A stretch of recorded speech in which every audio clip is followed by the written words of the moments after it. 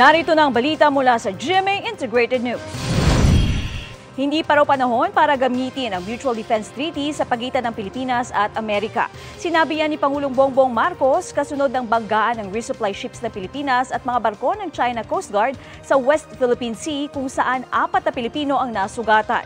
Naaalarma raw ang Pangulo sa anyay delikadong mga hakbang ng mga barko ng China.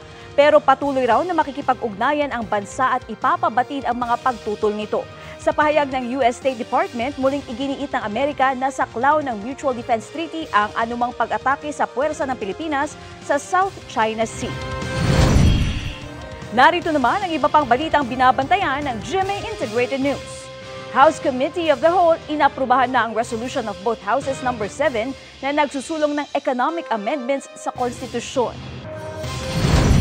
Presyo ng karneng baboy tumaas. At sa 24 oras, ang nangyaring malawakang outage sa Facebook Messenger at Instagram.